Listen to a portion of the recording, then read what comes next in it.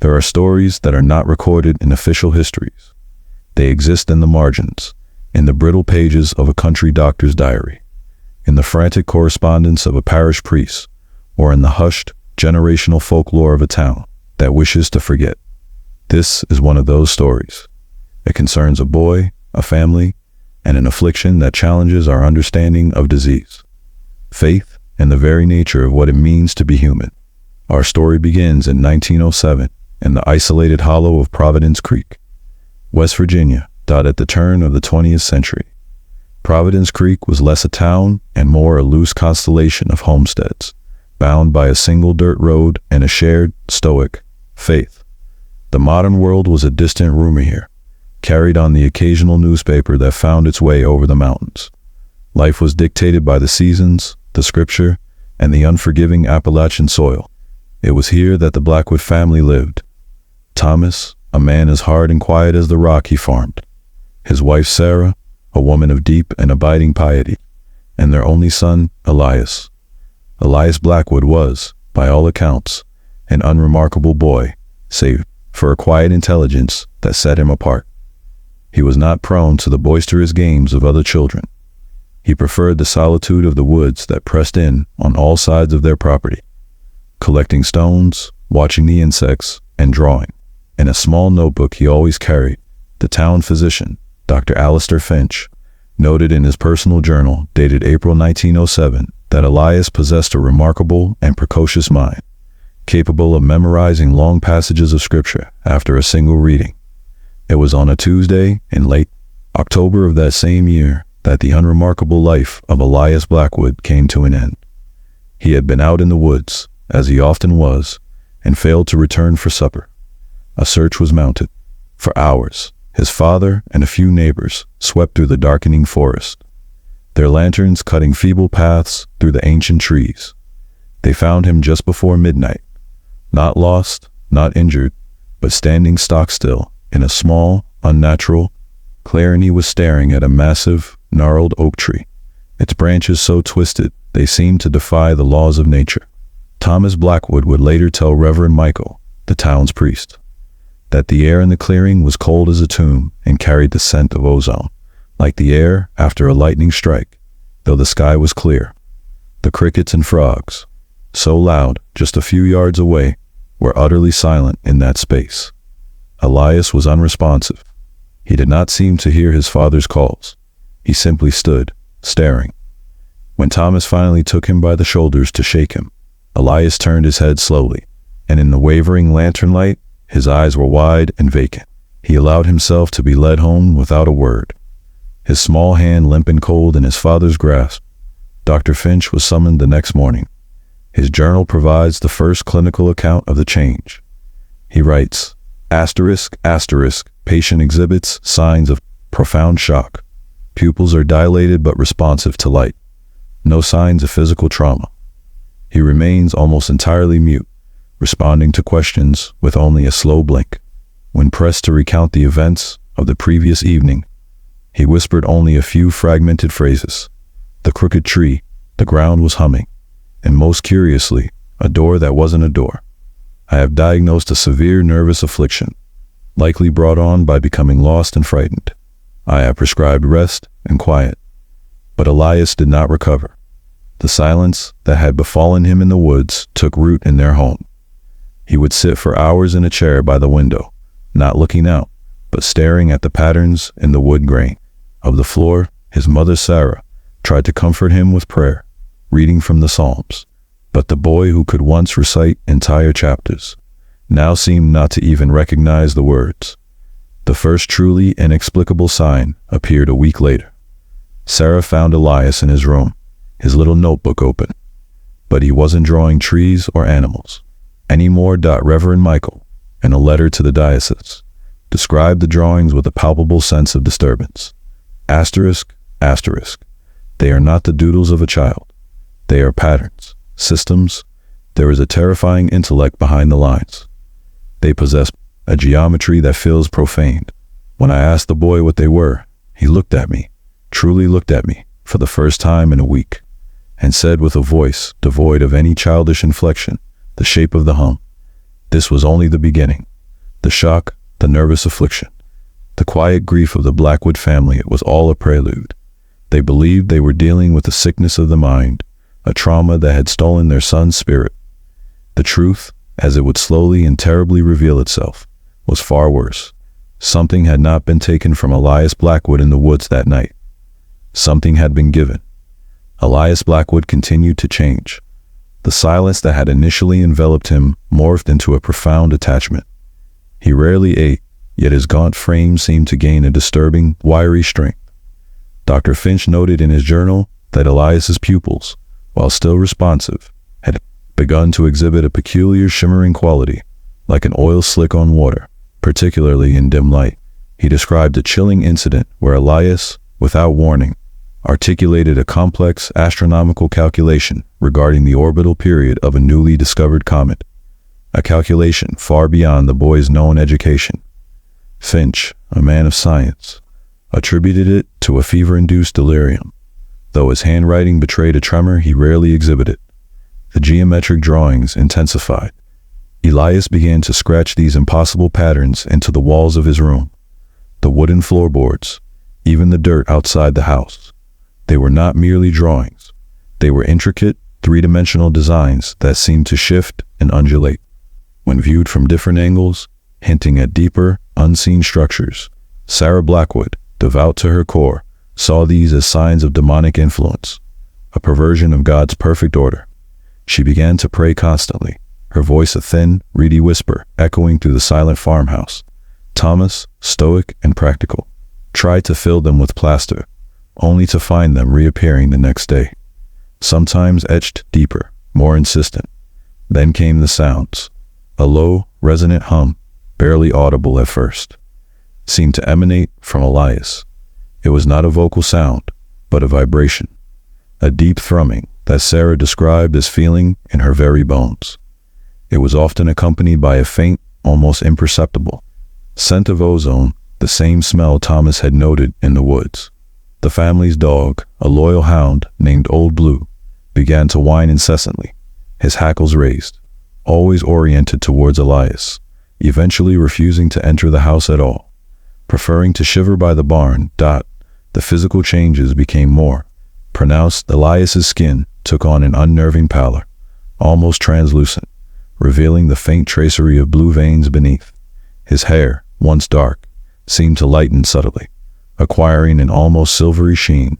He moved with an unnatural fluidity, a grace that was disconcerting in a child. Dr. Finch, upon his next visit, documented a disturbing increase in Elias's core body temperature, consistently hovering around 102 degrees Fahrenheit, yet the boy exhibited no other signs of fever or discomfort. His reflexes, the doctor noted, were startlingly fast, almost preternatural. Reverend Michael, after several failed attempts to minister to Elias, grew increasingly concerned. In another letter to his diocese, he wrote, ****, the boy Elias is not merely ill, he is altered. There is a light in his eyes that is not of this world, a knowing that chills me to the soul. His mother believes him possessed, and while I have always dismissed such superstitions, I confess, I find myself without other explanations. He spoke to me today, not with his own voice, but with a strange, harmonic resonance, telling me of paths unseen and the geometry of God's true form. His words are blasphemous, yet delivered with a chilling conviction that I cannot easily dismiss. I fear for his soul, and for the souls of all who dwell near him." The most terrifying development was Elias's growing fascination with the natural world around their homestead. He would spend hours observing insects, birds, and small animals, not with a child's curiosity, but with an intense, almost predatory focus. Thomas reported finding Elias late one night, standing motionless by their chicken coop, staring at the huddled hens with that strange, shimmering gaze. The next morning, several chickens were found dead, not from a predator, but as if their internal organs had simply seized. Dr. Finch, examining one, noted an inexplicable crystallization within the muscle tissue, something he had never before encountered. The hum from Elias became louder, more constant. It was no longer confined to the house, but seemed to radiate outwards, subtly influencing the environment. Plants near the farmhouse began to exhibit strange growth patterns, spiraling in unnatural directions, their leaves tinged with unusual colors. The well water, once clear and sweet, developed a metallic taste. The Blackwoods, increasingly isolated by the fear and whispers spreading through Providence Creek, found themselves trapped in a terrifying, unfolding nightmare. They had welcomed their son home, but it was not their son who had returned. It was something else entirely, something that was still growing. The isolation of the Blackwood family was now absolute. The whispers in Providence Creek had festered into open accusation. They were no longer seen as a family suffering a tragedy, but as custodians of a curse. Supplies left for them on the road would be untouched for days. Neighbors crossed themselves when passing the edge of their property. The name Blackwood became synonymous with a creeping, unspoken dread. The transformation of their homestead accelerated. The humming that emanated from Elias was now a constant, low-frequency thrum that permeated the very soil. It was a sound that, according to a later account from a neighbor, set the teeth on edge and made the world feel loose. The strange, spiraling growth in the plants spread from their garden into the surrounding woods. Trees began to twist into the same profane geometries Elias had once only drawn, their bark peeling back to reveal wood grain that spiraled in nauseating patterns. The natural order was being rewritten. The breaking point came on a Sunday in early spring. A young girl from a neighboring farm, Martha Gable, chasing a stray lamb, wandered onto the edge of the Blackwood property. She was found hours later, huddled by the creek, not physically harmed, but in a state of catatonic terror. When she finally spoke, she described not seeing Elias, but hearing him. She told her father the boy had spoken to her from inside her head without moving his lips. He had shown her, she sobbed, the bones of the world and the shape of things to come. For a week, the child could only speak in perfect, overlapping palindromes, a feat of linguistic complexity that Dr. Finch, utterly baffled, recorded in his journal as a symptom impossible to attribute to any known medical or psychological condition. This incident shattered the community's fragile restraint. Reverend Michael, in a desperate, final letter to his superiors, abandoned all pretense of clerical calm. He wrote, ****, it is not a possession. I see that now. A demon can be exorcised, cast out, but this is a replacement. The boy is a vessel, a chrysalis for something utterly alien. The patterns he carves, the hum he emits, it is not a sickness. It is a language, a process of terraforming, starting with a child and now bleeding into the land itself. God has turned his face from this hollow. We are alone with it." Inside the farmhouse, Sarah Blackwood's faith finally broke. Her prayers ceased, replaced by a terrified, watchful silence. She no longer saw her son, but a horrifying mimicry occupying his form. She barricaded herself in her bedroom, clutching her Bible, not for comfort, but as a ward. Thomas, a man whittled down to pure, desperate pragmatism, was forced to confront an impossible choice. He had tried science. He had tried faith. Both had recoiled in horror. All that was left was the land and the cold, hard logic of a farmer. Dealing with a blight, he found Elias in the barn, standing amidst the twisted hay bales. The humming was so intense here, it made the air feel thick as water. The geometric patterns were no longer just on the walls. Faint, silvery lines, like tattoos of impossible mathematics, were now visible on Elias's skin, shimmering under his translucent flesh. He turned to his father, his eyes glowing with that soft, oily light. His voice, when it came, was not one voice, but a chorus, a perfect, resonant harmony that spoke a terrible truth. "It is a beautiful transformation, asterisk, asterisk," the chorus said, emanating. "From the boy, asterisk, asterisk, you are all sleeping. You see only the shell. But the architecture is changing. Soon, the door he found will open for everyone. Soon, you will all hear the hum." Thomas Blackwood, a man who had not wept in 30 years, felt a single tear trace a path through the grime on his cheek. He looked at the thing wearing his son's face, a thing that was now a gateway, a song of cosmic horror being sung into the heart of his home. He understood then that this was not something that could be healed or saved. It could only be stopped. As the sun set over the blighted hills of Providence Creek, he made a decision that would ensure the official histories would never record what truly happened, leaving only the scorched earth and the whispers that would haunt the hollow for generations to come. The official history of Providence Creek records a fire on the Blackwood property in the spring of 1908. A tragic accident, it was said, likely caused by a stray lantern in the barn. The remote location and the intensity of the blaze meant that by the time anyone arrived, there was nothing left but smoking ruins. The Blackwood family, Thomas, Sarah, and their afflicted son, Elias, were presumed to have perished.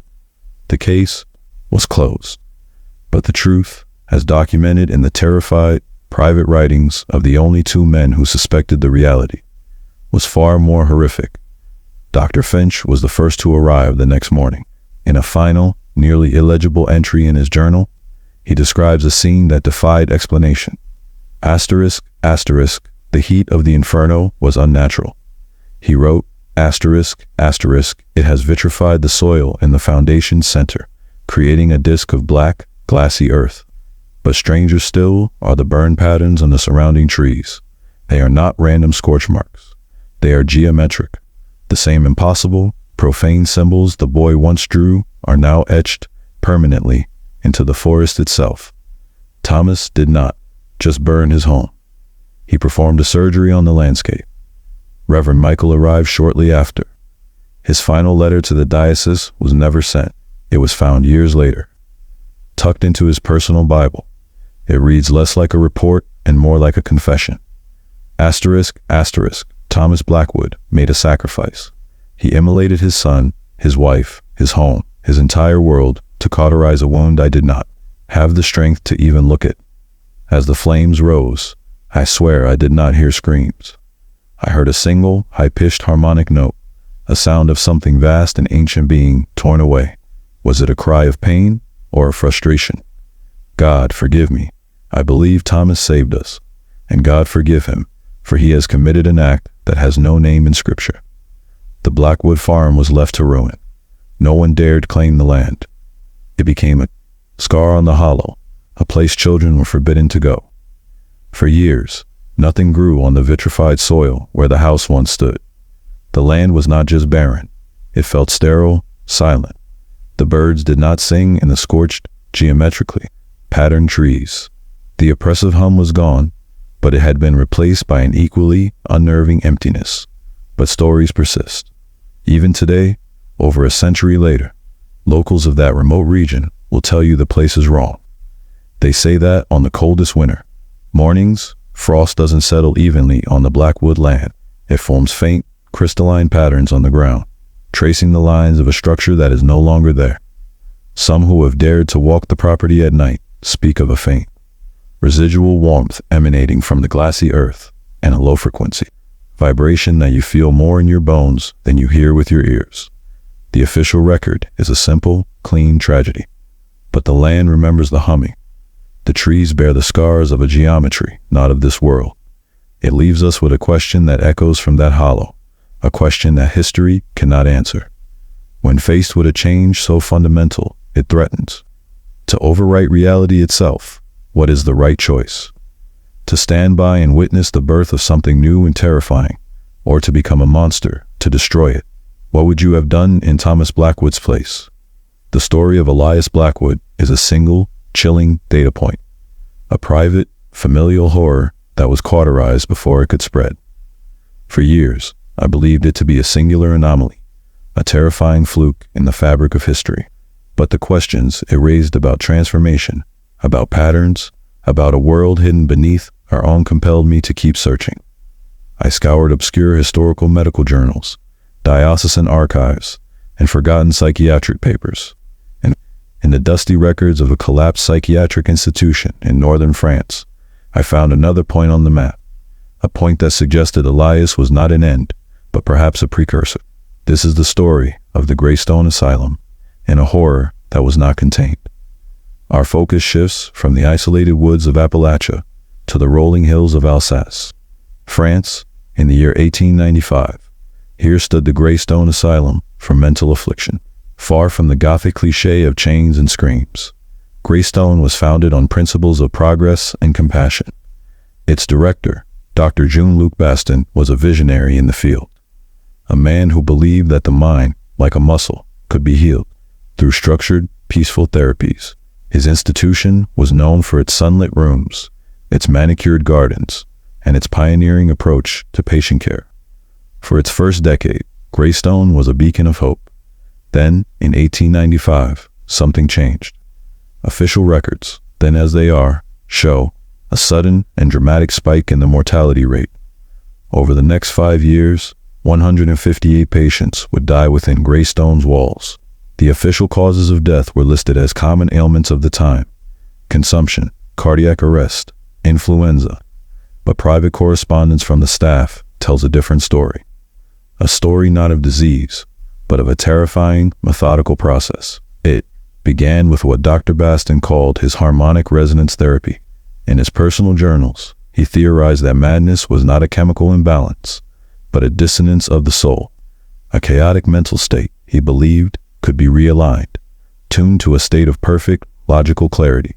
He began exposing his most severe patients to a low-frequency sound, generated by a complex series of tuning forks and resonant chambers of his own design. He claimed it was a way to soothe the agitated mind, to impose order on chaos. The initial results, as described in a letter from a junior nurse named Annalise, were miraculous. Catatonic patients began to speak. Violent ones became placid. Annalise wrote, "The change is remarkable. The doctor's machine, it quiets them. They sit for hours now, peaceful. Their eyes are clear. It is as though the storm inside them has finally passed." But her tone shifts in a letter dated just a few weeks later. The quiet has become unsettling. It is no longer peace, but a profound emptiness. They move in unison, their heads turning at the same moment to follow a bird outside the window. Yesterday, I heard 3 of them, in different wards, humming the same note, a low, continuous tone that I could feel in the floorboards. When I asked patient 27 what he was looking at, for he had been staring at a blank wall for an hour, he turned to me, his eyes clear and calm, and said, "The new architecture. Dr. Bastin calls it cognitive alignment. I call it terror." Deaths began soon after. They were quiet and inexplicable. Patients would simply be found in their beds, still and cold, with a faint, serene smile on their faces. There were no signs of struggle, no symptoms of illness.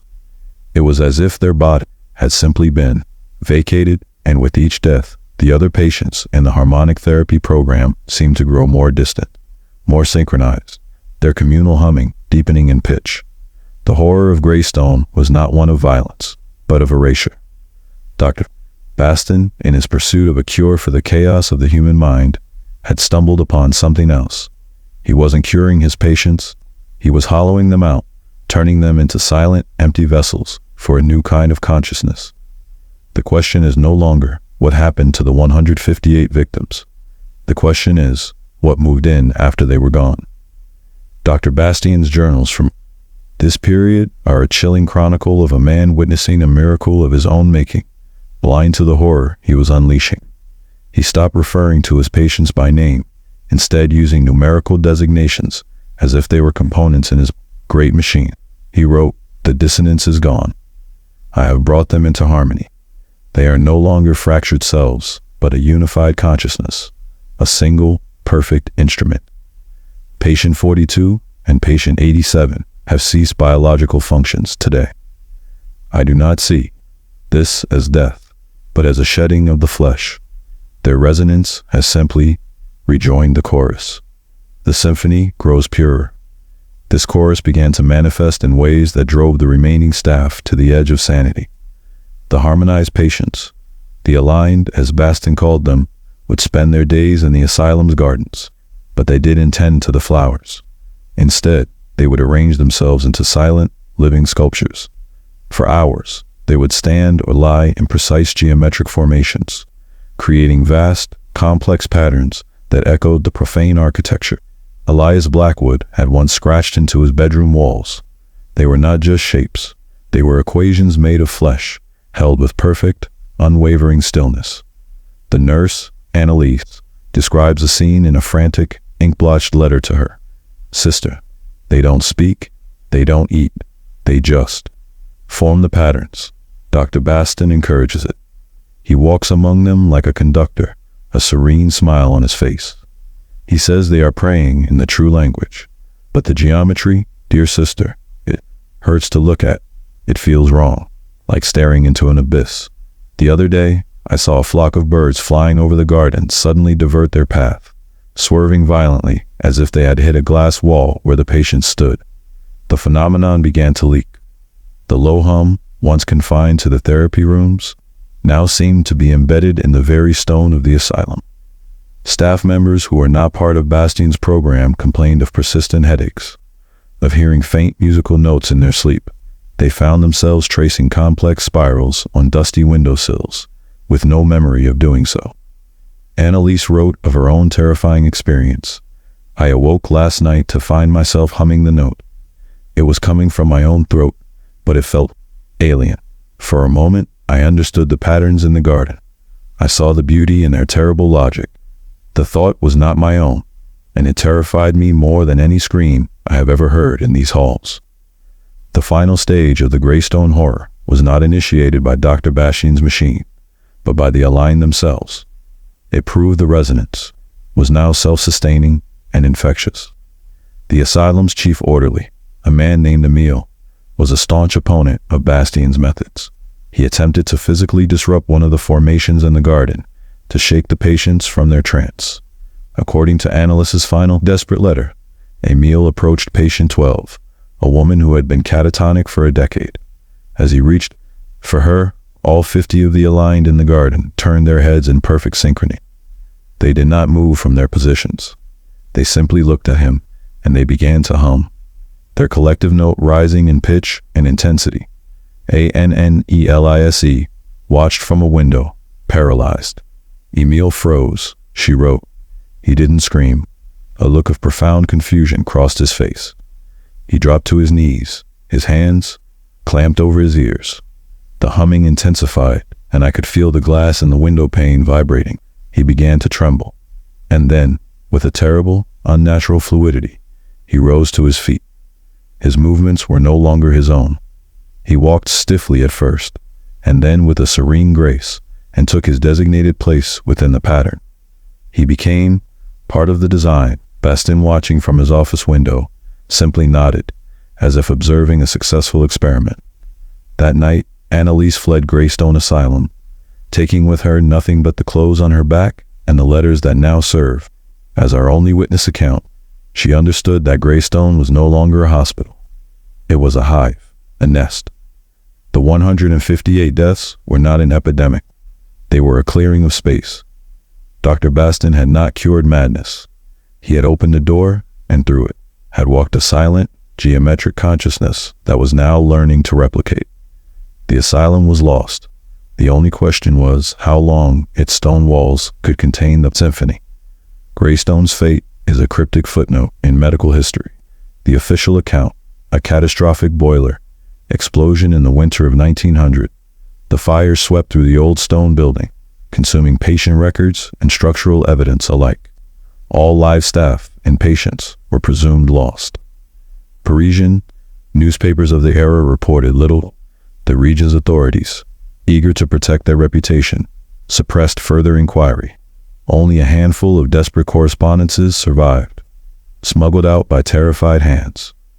Years later, local villagers would speak of strange nights when a low, sonorous hum drifted over the foggy hills.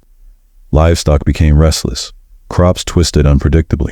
Children in neighboring villages reported recurring dreams, a vast, cold light, a chorus of human figures standing in impossible, interlocking patterns, and always, at the dream's heart, an open door cut into the ground, glowing from within.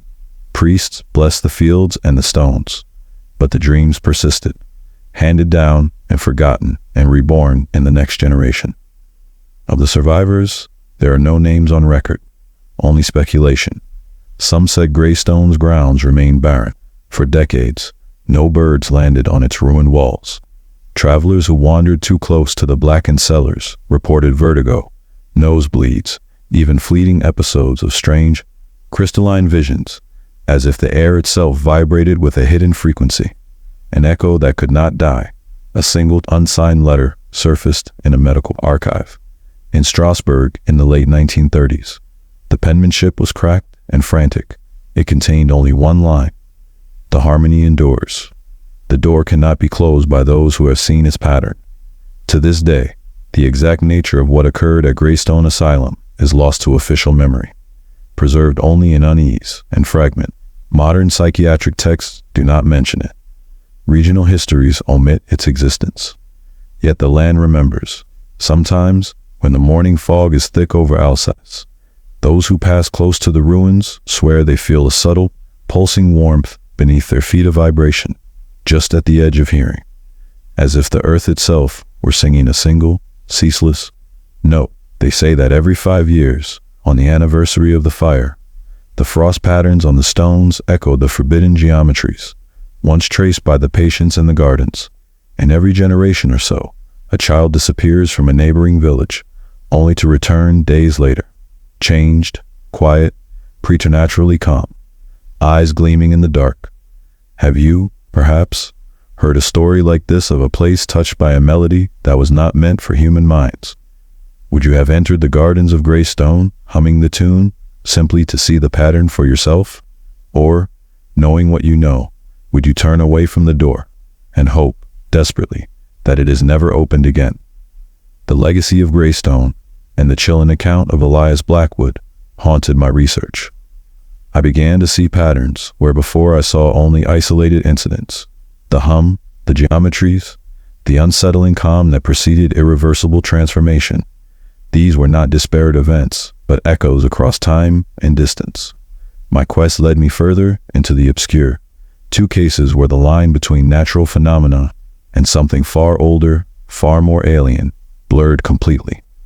And it was in the arid, forgotten corners of the American Southwest that I stumbled upon the next piece of this terrifying puzzle: the silent mesas of the Acuma Pueblo, and the inexplicable blight that consumed it in 1912. Acuma Pueblo, nestled atop a vast mesa in New Mexico, is one of the oldest continuously inhabited settlements in North America. For centuries, its people had lived in harmony with the harsh, beautiful landscape, their culture steeped in reverence for the earth and the sky. They were known for their pottery, their resilient spirit, and their deep ancestral knowledge of the land. But in the spring of 1912, their ancient rhythms were disrupted by an insidious, silent visitor. It began subtly with the livestock.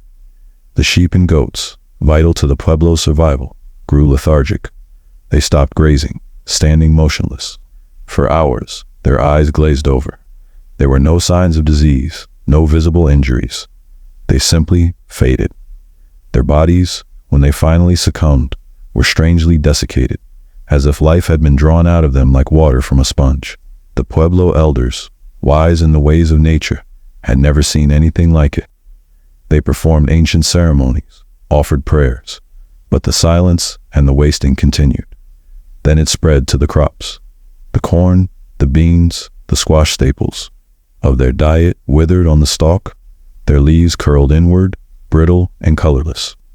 Even the resilient desert plants that thrived in the harsh climate seemed to droop, their vibrant greens turning to sickly yellows and browns.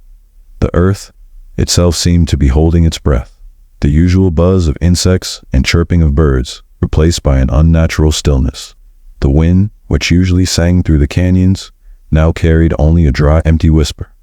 A young anthropologist from the Smithsonian, Dr. Evelyn Reed, arrived at the Pueblo in the summer of 1912, drawn by rumors of the inexplicable ecological collapse. Her field notes, meticulously kept, provide the only scientific record of what transpired. She initially suspected a unique form of drought or an unknown pathogen, but her initial observations quickly challenged these conventional explanations. She wrote, "The air here feels thin, not in terms of oxygen, but of sound. There is a profound absence of ambient noise, a silence so deep it feels like pressure.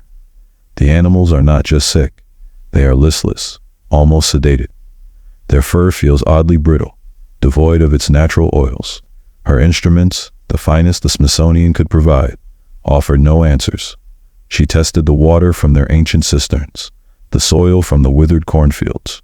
The results were maddeningly normal. No poison, no deficiency, no pathogen could be identified. The land was chemically and biologically sound, yet it was dying. It was when she began to study the people themselves that her scientific detachment began to crumble.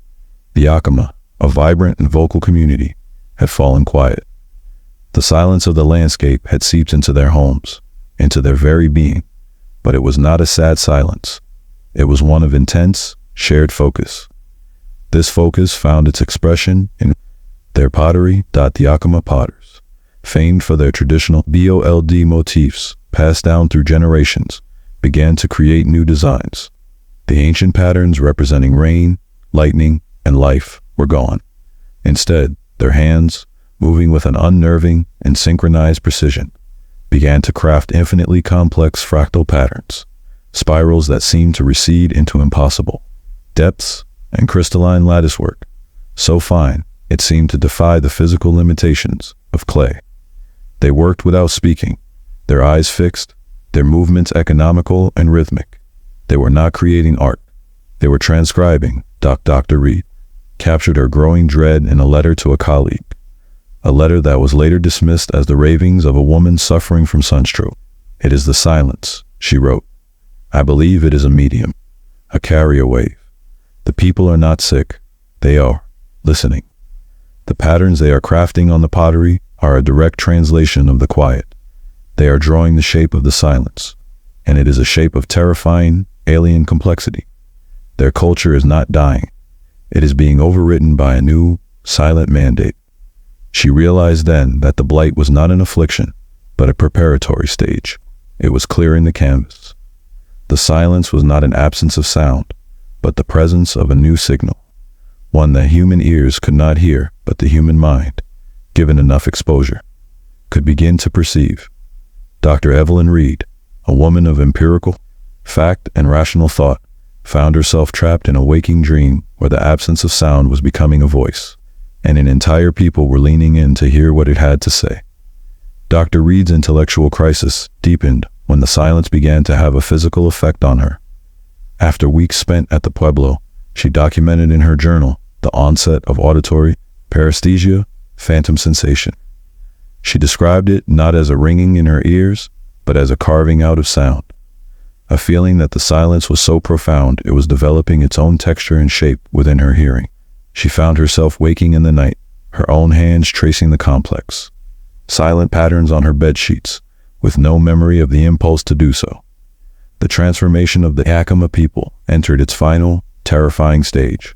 They began to spend their days gathered in the main plaza, not interacting, but moving with a slow, deliberate grace, arranging their bodies into vast, silent constellations.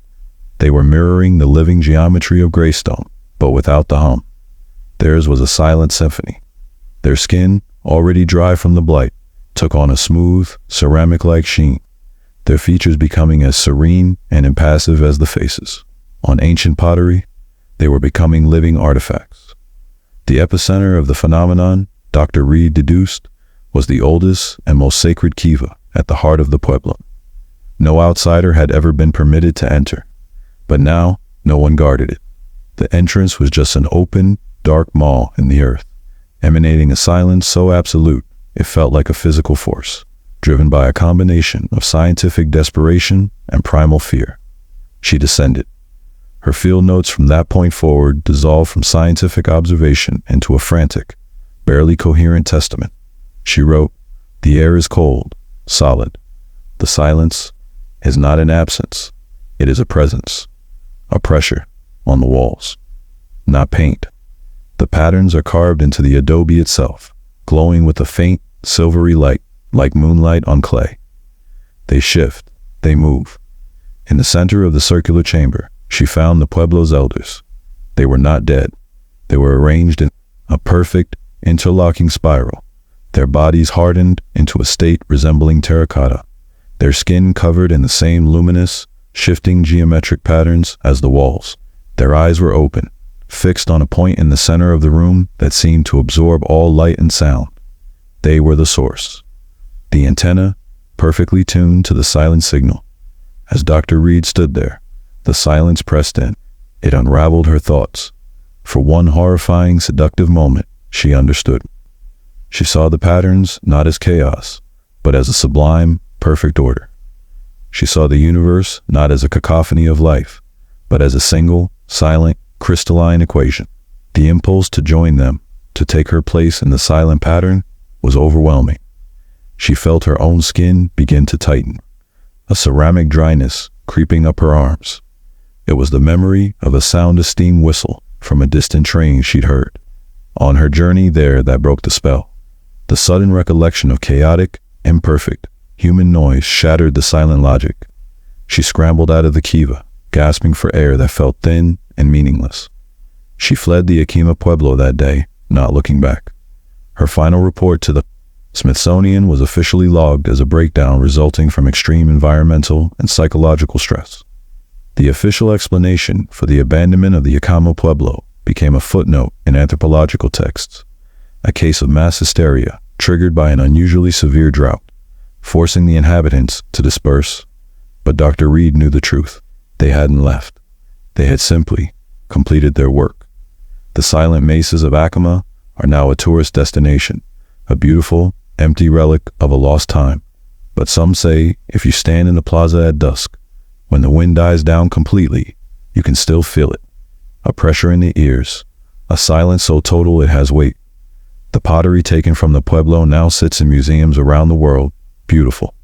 Artifacts admired under glass. But are they truly dormant? Or are they simply waiting for another silence? Another group of listeners, ready to transcribe the pattern once more? It begs the question, is silence truly empty, or is it just a language? We have been fortunate enough to forget how to hear.